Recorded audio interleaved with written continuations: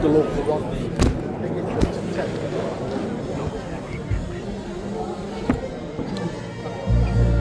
Got loads of pizzas in the freezer. One of them will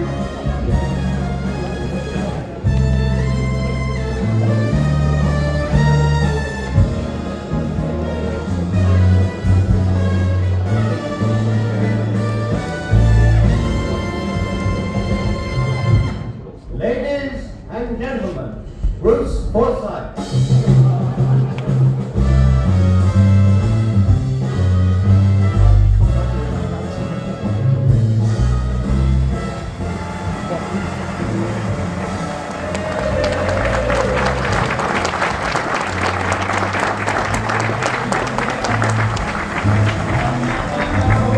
Just where I'm going, no more doubts, no more fears. Yes, I'm on my way. Now, what do you say to yourselves as soon as I came out here? How long's he on for? Now, here on Bruce, if Bruce can say that, I certainly, not Springsteen, Forsyth, I certainly can. I knew Bruce Forsyth, of course I did. It's extraordinary the fact that my career has gone from people like Bruce Forsyth and Tommy Cooper to Morecambe and Wise and Spike Milligan, through the Sex Pistols and Led Zeppelin and Roxy Music and Bowie, into my own career and all that. I literally have worked with everyone. Now Bruce, before we commence this second half, we've got to really race now because the staff here. Oh wow, thank you. Bruce Forsyth, I knew pretty well Bruce Forsyth, and I like Bruce Forsyth because he was, as he's entitled to be, he was Bruce Forsyth. He was he's the biggest name in showbiz, but you really knew it, Bruce, and he carried himself like, and he's entitled to do that. I went to see Mel Brooks's The Producers, the musical, when it first opened in London, the first night of the premiere of it, and Bruce, I sat next to Bruce and Wilhelmina, his wife, and me and Wendy was there. And hello, Danny, how are you? I said, he said, have you seen this before it started? I said, no. Oh, it's marvellous, unbelievable. We've seen it twice on Broadway, haven't we? Oh, can't wait to see it. You're going to love it and blah, blah. So we're sitting next to Bruce Forsyth watching Mel Brooks's The Producers with Nathan Lane and the New York cast. And at the interval, huge applause, of course, and he said, is it everything? We can't do this. I said, you're brilliant. I said, yeah, man.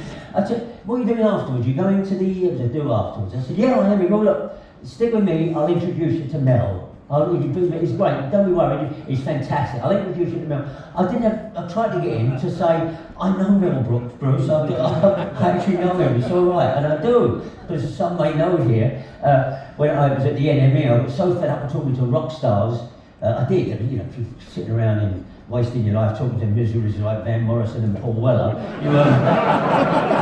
Paul's come on a lot since then, but you know those tales. I said I want to talk to comedians. So I started in the NME, the biggest selling music paper in the world, talking to Bob Monkhouse and Roy Hard and people like that. And eventually Mel Brooks came to London in 1981 to promote History of the World Part 1. And I went to the Connaught Hotel in London where he was staying to talk to Mel Brooks, big thrill for me. And I got there about 11 o'clock in the morning, and his manager, Joe Lustig, Mel Brooks' manager, Joe Lustig, he met me in reception. Mel's having breakfast right now, but if you'd like to come through, he's happy for him to join him. We went through to the restaurant, and there was Mel Brooks. Blue blazer on, silver buttons. He had a napkin tucked in at the top here, getting into the sizzling eggs and beef. And as I walked towards the table, Joe Lustig said, Mel, this is your first interview today. This is from the New Musical Express, biggest selling music paper in the world. This is Danny Baker. And Mel Brooks threw down his knife and fork and went, what? I said, and what? He said, what's your name? I said, Danny Baker. No, really, what's your name? I said, Danny Baker. And he stood up and he went, wow! And I thought, we must do this, Mel Brooks, and say, I know this story. And I said, what? He said, sit down. He said, you're really called Danny Baker? And I said, yeah. He said, first thing I ever wrote. Said, after your show of shows with Sid Caesar, my first solo project was called, I wrote it for ABC, for a pilot, they never picked up on it. It was called The Private Life of Danny Baker. He said, it was the first thing I wrote. It was about a dentist in New York. I loved it, and nobody else did. It was my baby. He said, I've never met anybody called Danny Baker. You're the first. I said, why did you, he said, because this guy could not be a Jew, and the least Jewish name I could think of was Danny Baker. He said, complete white bread. No Jews ever called it. We've gone fantastically, and every time he came to London after that, be a reception or something, and I walk in and he'll go, "It's Danny Baker!" And he never forgot that, Mel Brooks. So Bruce is like, when it finishes, just stick with me, I'll take you straight to him. Don't be worried, Mel's going to be great, you know. But I know, no, yeah, come through. We'll get Bruce walks in, starts mixing here, and there's Mel Brooks over there. "Bruce," he said, "Mel, how are you?" He said, "Mel, I'd like to meet you." He went, "It's Danny Baker!" Oh, Bruce was like, you two, and he was out of the conversation. That's absolutely true. Dear Bruce Forsyth. Now, thank you for leaving these. Someone says Stephen Merchant. Not Stephen Merchant there. I'll pick up some of these and we'll do this as quick as I can till we get to a right one. I mean, this is what I put here. We used to have cards on the side of the stage. Anyone wants to hear that this is the plan, anything again from the first 3 shows, you want to tell the stories again or any questions. Look, those are the unread. These are all literally unread questions that people have left on the stage. So that don't really work. But what we've done is kind of corralled into subjects, which we'll get to in a minute. But if I want to give away, I forgot to bring the prize up, Giles. If you want to run downstairs and pick it up, it's on the top there. Is it Suggs? No, it's not Suggs. Stephen Merchant. Jane, it's not Stephen Merchant. Who's this? Aha! Now Stephen Merchant. Tom Cruise, shut up. Hang on. Benedict Cumberbatch, no it's not. Well, the first one we've come across here is from Dave. Dave at Carcass Department. Okay, Dave, it's Reece Shearsmith. Yes, it is, from Inside Number 9. And, of course, League of Gentlemen. That's Reece Shearsmith, who 2 hours walked around at this party. There it is. There's Giles, by the way, the real pal behind the throne. And he is. He's the show's jockey, where he has to kind of think where I'm going, and he gets them photos and gets them photos. He has to be absolutely keyed up all the time, except last night. Anyway, where are you, Dave? Do you want to come down the front here? Because I had for you, hand-selected and paid for by me, just for this very moment, a bottle of Graham Norton's own wine. If you don't mind, Graham Norton wine. I didn't know he did it. In honour of last night's Eurovision. There you are, my friend. It's still cold. Thank you very much. It is Reece Shearsmith. And it's Reece Shearsmith who won that. Well, I might as well say this. Well, we did it one year, like we were last night in Middlesbrough. We do the show often around this time of the year, and it was when Eurovision was on, and it was that year that a stage invader got on when the UK entry was on. There was a big thing because somebody invaded the stage and wrestled off by security. And I remember going off at the interval, and that had just happened, and everyone backstage was saying, "Have you seen there's been this thing?" They didn't know how serious it was. It was just a prankster. They said, "Seen at Eurovision, there's been a stage invasion and people getting up on the stage trying to disrupt the whole thing." I said, "No, didn't see it." And somebody did say to us, has anything happened like at your shows, anything like that? And I said, "Well, funny enough, no, because you'll find a Millwall supporter walking around with a snooker cue. Tens usually, see that stuff doesn't happen." Anyway, everybody, thank you very much. That is Reece Shearsmith. Now, so what we did, and I promise you this is no device, if you've seen previous shows, you know we went through questions best as we could, but they fall into some main categories, and we get through as many as we can tonight. The first one is this, okay? Mainly men always want to know who's not very nice, who's horrible, who was so-and-so, and there's no real answer there, because people ain't. There's very few people in here at all. You can say, "Oh, he was horrible," because they're not. No matter what you read in tabloids and all that. The bloke out of MasterChef maybe, but that's the joke. He was. Well done. Anyway, Greg Wallace, no good. No support for Greg Wallace, no good. Anyway, but the thing that people can be is odd. They can be, blimey, they wouldn't like to hang around with him, and we'll get to some of those. But we'll do the nicest first. And there's been plenty of those, but some of the ones I've thought, well, if I had to name them, who would they be? First one will be here. I've got some photos there. Barry Cryer, of course. You can imagine knocking around with Barry Cryer. Yes, he was. That's lovely. Now, I was in recording before, that's how it should be. Barry Cryer was just the greatest company. I mean, you could probably gather it up and tell a story. But Barry was, he could leave you all standing. He was just the greatest company, and we knew each other really, really well. He was notorious. A caller on the phone, you've been on the phone for ages, and the phone went and it was Barry on the phone telling you jokes.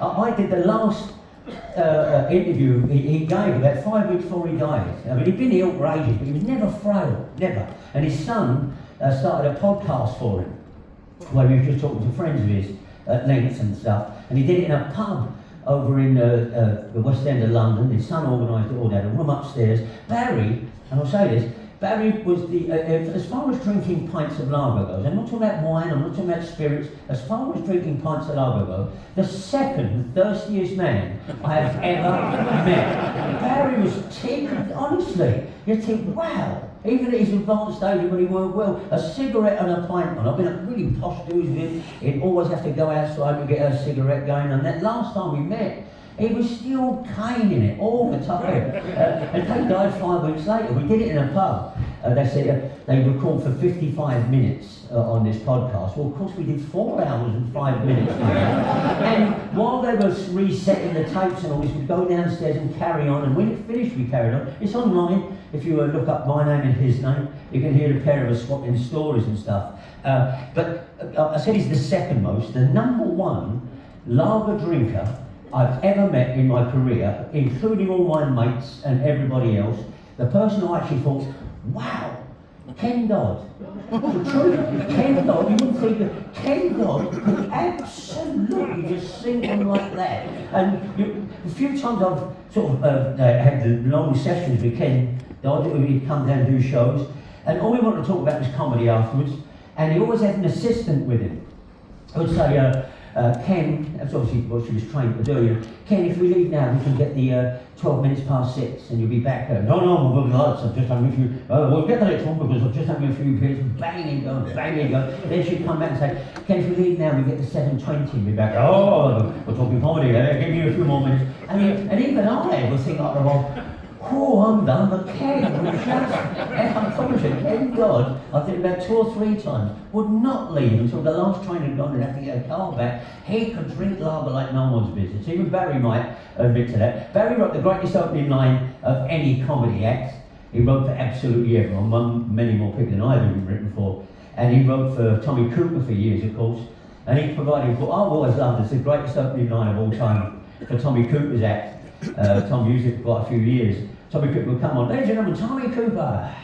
And he would come on, and big applause, of course. Thank you. Thank you. And applause it down there and go, now tonight, ladies and gentlemen, what do you mean get off? I've just come on. And that's what he would do. He would look to the wings and go, what do you mean get off? I've just come on. The idea there was someone in the wings going, get off! I mean, God, what do you mean get off? I've just come on. I bet Tommy Cooper, maybe we'll get round to that. But the last memory I have of Barry, so about 5 weeks before he went, he was frail, but he was still very much Barry Cryer. We finished this 4-hour marathon of storytelling, and his son was packing up the gear, and because he has to have a cigarette, you have to get on the pavement outside this pub. And I said, I'm ready to go. Barry, I said, I told Wendy I'll be back by 4. I said, it's 20 past 8. You know, all right, Dan, all right. I'll ring you in a week. I'm sure I had one more. He had a pint and then a cigarette, and a cab coming. I got in this cab, and it's absolutely true. As the cab drove away, I looked back through the back window of the cab, and he was on the pavement, and he went to me like that. And that's the last image I got of Barry, and I knew him very, very well, and probably the nicest bloke I ever met in showbiz. We're doing a show there called Gibberish, which was the last television program Kenny Everett made. Because he wrote with Kenny as well for years. And that was, again, somebody else I do really well, but that was taken on a forgotten show now called Gibberish, which was tremendous fun to do. Another one, it was, Joel, who we got? Robert Plant of Led Zeppelin. And for all the rock stars I ever met, and all of them, Robert Plant, absolutely number one. If anyone had ever told me that, a lot of it is fanboyism here, even though I know Robert, I'd say, quite well now. Robert Plant is just the most down-to-earth, wonderful company. And there, I don't want to bring it all down to, boozy sessions. Let me put that another way. I want to bring it all down to boozy sessions. But that is about 2 in the morning after a tiny little arts festival in the Midlands, where Bob Harris rang me up and said, there's this arts festival, they want to interview me. Would you do the interviewing? And he couldn't say no. We're not going to oh God, when's this? But I said yeah, and I went up to this tiny little venue in the Midlands and did this interview with Bob on the stage. Filthy, a quarter the size of this. it was whatever it was, a all-week arts festival. And I told the story, which is quite true, and those of you who don't know are going to have to take my word for this, about when I was in Led Zeppelin for 35 minutes, because I was in Led Zeppelin for 35 minutes, I really, really was. And it went really big, and they all applauded, and I thought, surely everyone knows that story. I was in Led Zeppelin for 35 minutes. I had no idea Robert Plant was in the audience. It was, he was part of the committee who put this arts festival together. I didn't know he was there, and of course I was all nudging him. Only about 75 in the audience. And I wasn't going to go for a glass of wine afterwards, but I did, me and Bob, and in come Robert, and he went, hey, he said, I've forgotten that story. He said, they're all, everyone's nudging me. He said, I said, well, can you tell everyone it's true? He said, well, basically, I suppose it is. Anyway, that was about 9:30. That's about 2:20 in the morning.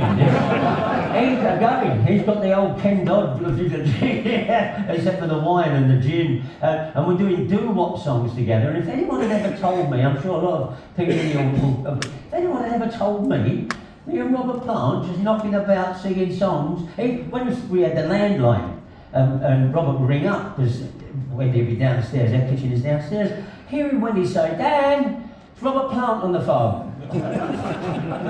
Oh, Robert Plant, Robert. But your 15-year-old was doing cartwheels inside you. But of all the rock and rollers I ever met, there's a few others of course, but knowing Robert Plant and actually knowing Robert Plant is a total thrill. Next one, who have we got here? Who have we got, Giles? Well, I just said that, there's dear old Chaz. Chaz, the sessions I had with Chaz. I don't want to bring this all down to boozy talk, I told you that. But he was a great friend. And also was Dave, but Charlie always was. And his wife Joan still is a great friend of ours. I actually sung with Chaz and Dave on stage. They were playing the Fairfield Halls in Croydon in London. And I used to introduce them a lot. I just like to go hang out with them, one session we had on a houseboat in Chelsea once. That went on, literally I was, by 1 o'clock in the morning, I was seeing square out of this eye and round out of that eye. We had I don't know why I'm just dragging up whole sessions. Anyway, I was at the Fairfield Halls, and I'd introduce them, but I'd sit and watch them. And he said up during the encore, Danny, where are you? I said, over here. He said, come and sing with us. Now, of course, I thought, no, I'm straight up on the stage. What do you want to sing? I said, the sideball song. He said, we did it, we've done it. I said, I don't care. It's a hard song to sing, and with Chaz that side and Dave that side and Mick Belt on the drums, it was motherfucking up last night, she was going to spare, she was in a tent pulling out her hair, your sister's caught in a scruffy looking head, don't give a monkeys, and this is what he said, I don't care, and they're doing that with Chaz and Dave and all this clapping along, an absolute highlight. Against that, I was on the second tour, and this is quite grim, I was on the second tour when Charlie died.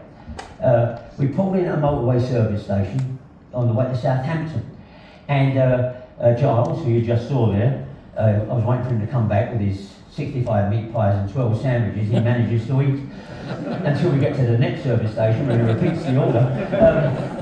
And he got back in the car, and he put his phone down there and started the engine. He said, Chaz Hodges died.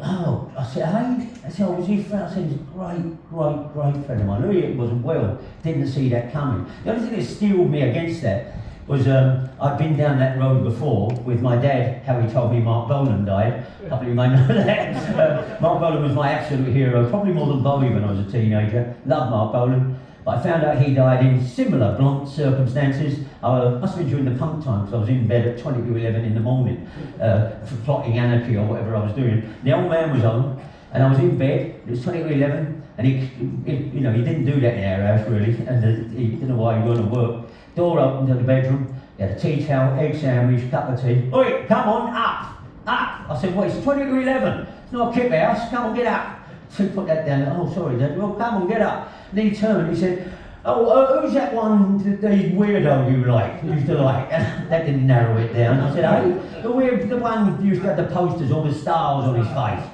I said, Mark Bolan. Yeah, him, gone, dead, planted. Gone, dead, planted. That was the one that's how I found out Mark Bolan had died. So God bless you, Charlie, and yeah, it was a great, and the real deal. A lot of pretenders in rock and roll music, but he was the real deal. And next one, who we've got here, Giles? Danny LaRue. Now I know you're thinking, oh, Danny LaRue. Now here we're entering, before we get to the other end of the scale, the twilight era. Someone who was terrific company, but was also completely bonkers.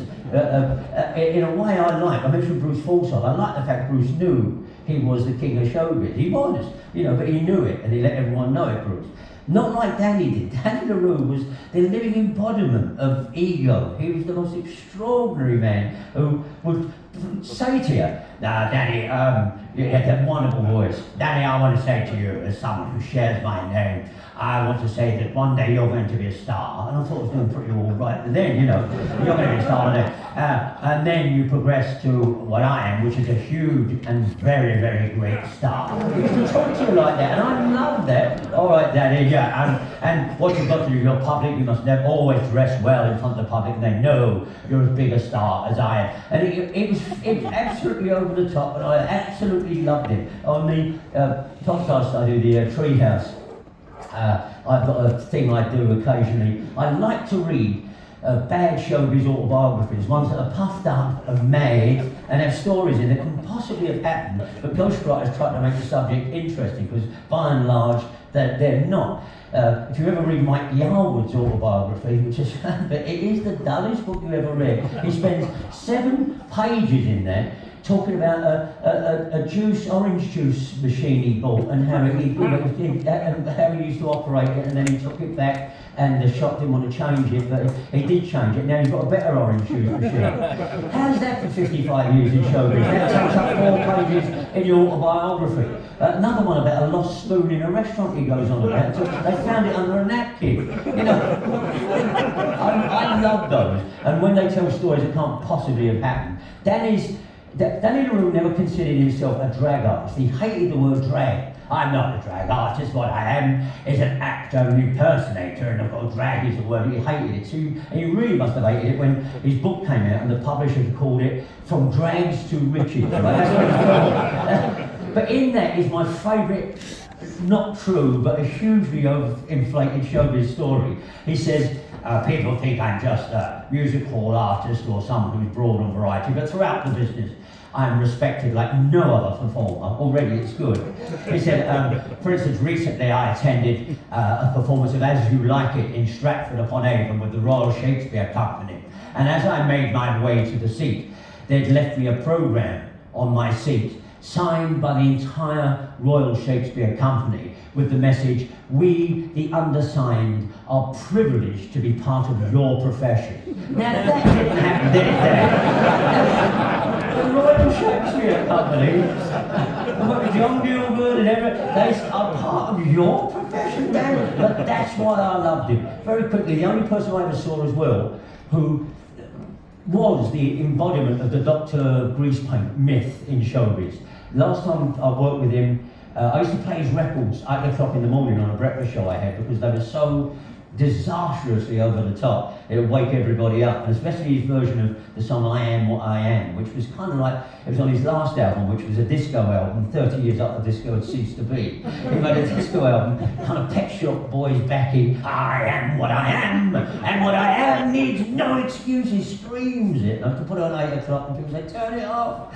But anyway, I did this thing of Comic Relief, a charity night, and they said, who do you want to get on? And I was a compere. I said, try and get Danny LaRue, because my audience would be there.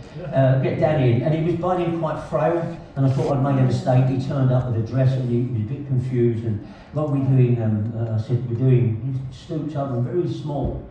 But suddenly he got like that, and he said, okay, I can't sing. I said, that's all right, I will play it, and all we want you to do is be there and wave.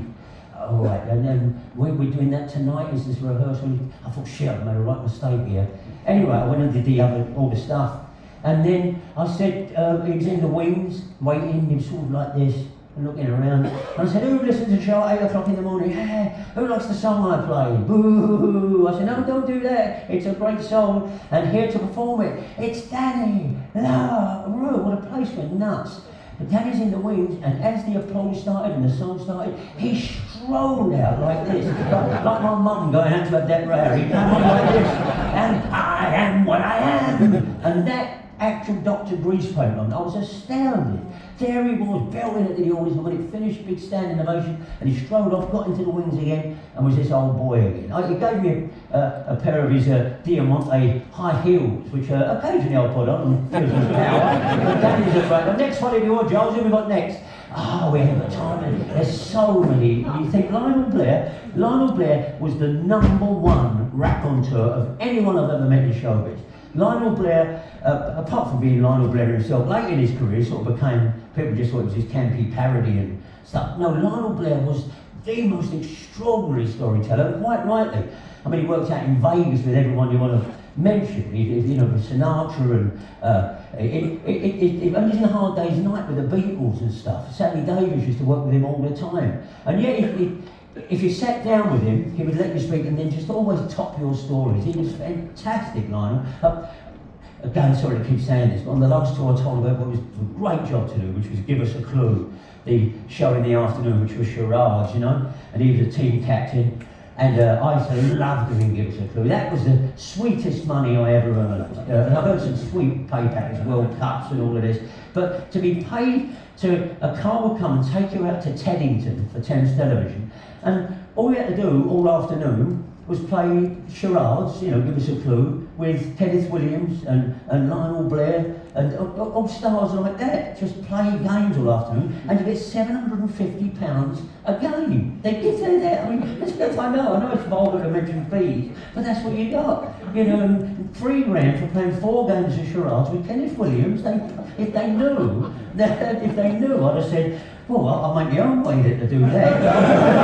You know, that's what you did. I'll tell this because, we'll have to cut down stuff later on, but while we're here, the original plan for this was to be doing question and answers and greatest hits, but I've told this story before, but it's worth it. I was on Lionel's team once with Kenneth Williams, who I knew really well. Kenneth Williams, I've done those stories before. And Ken, like me, had to play to win. He could never see the point of turning up and just having fun. You played to win. You better, if you're on Kenneth Williams' team, you better play.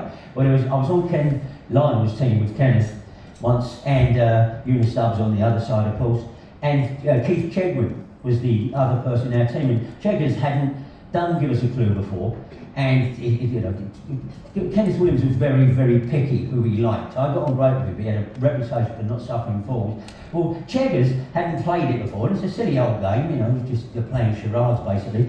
And he, when it came to his turn, just played his own character like he does, you know. He went up to Michael Aspel, he said, "There's your card," and whatever was written on it, summer holiday or something, you know. You've got 2 minutes to get it across to your team, starting bing now. And out he came. Right, it's okay. It's I thought I'd be really good at this. I'm not. How do you do this? Oh, and the audience was all laughing because he's Keith Chegwin with it. Right. Oh, it's so easy, but I can't see. Well, Kenneth Williams' face. Okay, and what is it? You haven't told us what it is. What is it? Oh, right. It's how'd you do it? It's a film. So the clock's ticking. But right, first, how many words? And Kenneth was looking at him, absolute poison in his face. And Ken was getting like, oh God, I've forgotten everything I ever knew. Audience all laughing, and then he's out of time. Oh, audience all laughing. Oh, it's terrible, sorry, but oh my God, my mum, she's going to hear. And he come and sat down, and Aspel was saying, right, now he goes across the Eunice team, and you've got 1 minute to try and get what he couldn't do on the card. And over these things go, the cameras all go over there for Eunice Stubbs doing it. And he sat down like this, Chegg, and Kenneth Williams went, "You're a fucking disgrace."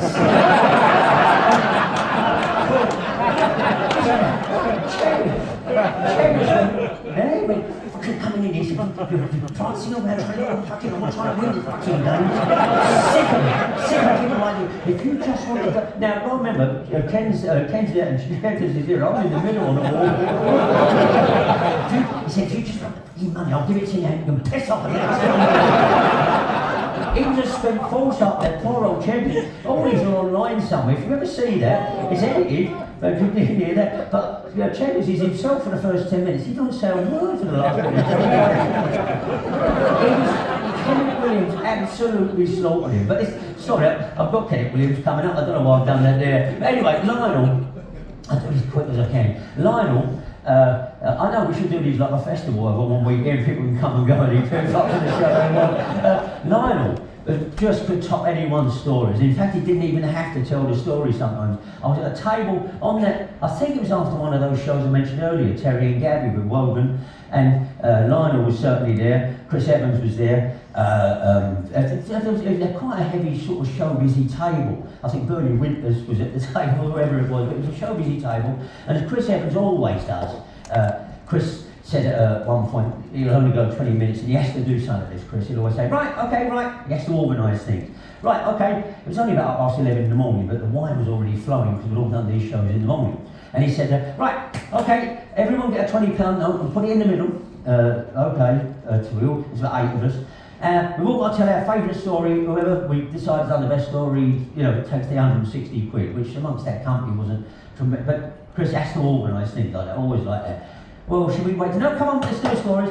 And the stories, I remember most of them, they would take us all night, but they were really good. They were the top stories, but we're all kind of looking at Lionel thinking, well, he's got so many. I remember my agent, he's you know Robert Morley, the actor, he's very like him. He's retired now, Alex, but he still looks up to me on the side. But he went to a big old public school and stuff, and his family were very, very famous showbiz agents. His dad was a very famous agent. Had David Frost and John Cleese in the 60s, and just this wasn't the story he told, but while I'm here it occurs to me. How about this for a tale? When you sit with Alex, he tells you stories because his house was a hub of showbiz in the countryside. And in the 60s, his dad, I can't remember, it was a music, because they were music publishers as well, and that's for dinner parties, and Paul McCartney was there with Jane Asher. Alex, my age, was only about 10 or 15 or whatever it was at the time. And they made this big house at a country house, and Paul McCartney was there with Jane Asher when they were in Oregon. And he told me, he said, I spent most of the evening trying to get Jane Asher to stop crying and come out of the toilet. And I said, well, yeah? I mean, yeah. He said, we were all sitting around, and Paul McCartney was there. I'm trying to do his voice out. He said, sitting around, Paul McCartney was there, and somebody said at one point, so Paul, do you think you'll ever settle down and marry? And he's sitting next to Jane Asher, and Paul said, yeah, I think so. If I've met the right girl, I think I could. Apparently Jane Asher got up and steamed into the toilet, and yet everyone was saying, Jane, come in, she would not come out. These are the kind of stories that were floating around at the thing. The story he actually told, I probably got under Lionel Blair and closed the evening probably, anyway, but the story he actually told, yes, it wasn't who did it, he knew, it was a public school, a big public school, whatever one it was, I don't remember what he went to, with a man who was going to take up a job in the city. He was only a teenager at the time, but his interim job that he got through connections was being fired from Harrods. That was his job, and that was a story he told around the table. He said, I knew a man who his job was to be fired from Harrods. He said, a friend of his at school, Lord, probably someone he was. He said when he was only about 18, his family got him a job in Harrods, nothing too strenuous, and he had to sit up in the loft, in the attic at Harrods, surrounded by all, products yet to be put out, or faulty products, and he'd just sit up there all day. Sometimes a 2-bar electric fire, he'd have his tie pulled down, his shoes off, reading The Sporting Life all day. He'd sit up there with the radio on, until the phone went, and the phone would sometimes only go once a week.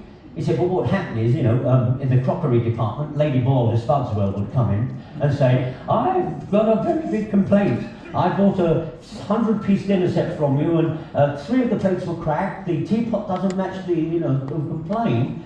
I'm so sorry, it's not good enough. It ruined my evening the other evening, and 2 of the sauces are missing. And so, Lady Boyle of Spudswell, well, it's not good enough. I want to know, what can you do about this? And they would then pick up the phone, ring this fella in the attic, and he said, come down here, Lady Boyle of Spudswell, he used to say. And he would put his tie up, put his shoes on, get in the lift and go down and come in and say, yes, Henderson, you're in charge of this department. Now, Lady Boyle of Spudswell here, one of our greatest, she's my biggest account customer, and she's saying, I had sauces that were broken, and it was embarrassing for me. I'm so sorry, it's not good enough, Henderson. Get your cards, you're fired. And she goes, oh, no, Lady Boyle of Spudswell, we value yours. No, Henderson, you're dismissed, go. Now, what can we do to make this up? Well, she would be mollified. He would go to the lift, go back up in the attic, fall down his That's absolutely. And so that's the strength of the stories around the table. And Chris told a great one about red rum. And anyway, and it comes round to Lionel. I'll have to cut this down, but it comes round to Lionel. We're all waiting. And right, Lionel, what you got? Right, okay, oh God, okay, which one? Right, he said, okay, so I was at a bullfight with Ernest Hemingway.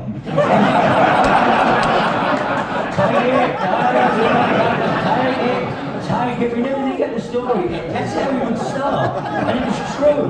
Right, I was at a bullfight with Ernest Hemingway. Take it. We're all talking about bleeding punk rockers and stuff at a bullfight, and that was Lionel, absolute powerhouse. Well, that just stood through these. I think now who's the next Giles? Here we got Spike. I'm studying the new Spike so well, but we'll have to just keep going. I'll get some terrific stories about Spike. And the next one we got. This is worth doing. Now we're into the realm of people who are absolute crackpots and nuisances. That's William Shatner, Captain Kirk himself. I know. I wrote this sketch on my face, but that's during the sketch we did.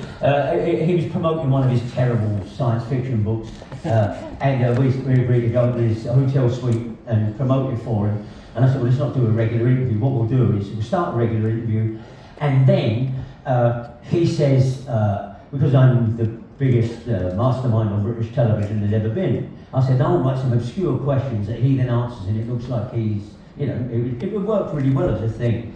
I mean, like, at one point I said, do you know all about British television? I know everything about British television. I said, well, all right, what character did James Boland play on The Likely Lads? Oh, Terry Collier. Right, because we had the cards there with the answers on it. But that was the sketch we did. When I walked in, I've always had this thing of, rather like my old man, I walk in a room like this and I don't mean to be overbearing and stuff, but first time I ever met Robert Plant, he was with Jimmy Page in a dressing room, and there's a duo from the 1950s called Mickey and Griff. No one remembers Mickey and Griff. They were a folk duo who were very, very corny and card. They used to do songs like opportunities come my way. They used to do these songs in the late 50s, and Nans had their EPs and stuff. And I remember walking into the dressing room where Robert and Jimmy Page were, and walking in, and I said, oh, Stone the Crows, it's Mickey and Griff, right? And you do that with people that I knew they'd know the reference, and they both killed themselves laughing. First time I met McCartney, he was in rehearsal at TFI, and he's playing the bass in rehearsal, and I waited till a little gap, and there was no one else around. And I said, you should have turned it in after Besame Mucho. That's the problem, right? Now, Besame Mucho was one of the songs the Beatles recorded for Decca in their failed audition, their famous failed audition before they were famous. It's a terrible song. Besame Mucho. And of course he went, hey, not a bad song now. I said, terrible. Then he started playing it. But I find people like that over familiarity, and rather than saying, oh, how are you and all that. We went over Spike there. I did it exactly the same with Spike when I first met him. He was surrounded by a lot of people in a green room at GMTV, as it used to be. And I knew a lot about Milligan, and I was absolutely thrilled I knew he was going to be on the show. I remember walking in, he was sitting there, and people were saying, well, no, Mr. Milligan, I'm a big fan of your work and all that, which he hated. And I remember walking into there and saying, Spike! And he looked up, I said, still alive? And he went, yeah, man, yeah, come and sit down. It usually worked, but Kenneth Williams the same way. So I walked in on William Shatner, and I just walked, I didn't do anything special, I just walked and said, William Shatner, man, it's Danny Baker. And he went, oh, for God's sake. And I said, what? He went, this energy is so negative, please. And I said, right, because they said, no, please stay there, don't come. I thought he's joking. Please stay there. Oh, I feel violated. I'm doing this sketch, I don't care. You've got this thing, this aura around you. I don't think I'm going to do this. And I thought, he's balmy. But so I didn't know how to approach it. I said, well, I'm doing it. You just stay over there because, and I've never heard the phrase before. He said, the invasion of my personal space is complete. I don't know who you think you are. And he was just crazy. Just absolutely fucking bending on his way back.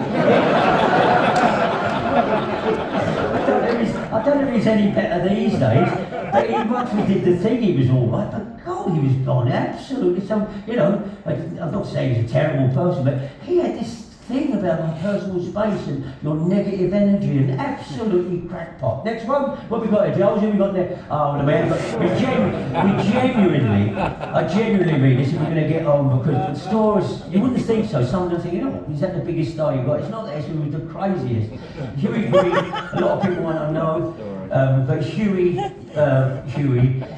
was Mr. TV, as you probably know, in the late 60s and 70s. No one more great unctuous and he was known, I don't explain him, but I might do it for people who don't know. He was known for being Mr. Sincerity, and he was anything but. He was a Canadian, did a show called Opportunity Knocks for years, which was a forerunner of all talent shows. And his catchphrase was, and I love you all out there, all you great old ladies, and I mean that most sincerely. That was his thing, his phrase, I mean that most sincerely. I'll do the shorthand. He was the most foul-mouthed man I've ever met in my life. In private, I never met anybody who was, I reacted to him like William Shatner reacted to me. He lived a double life in terms of what he was actually like, and I don't mean he was sort of like evil or anything, but he was the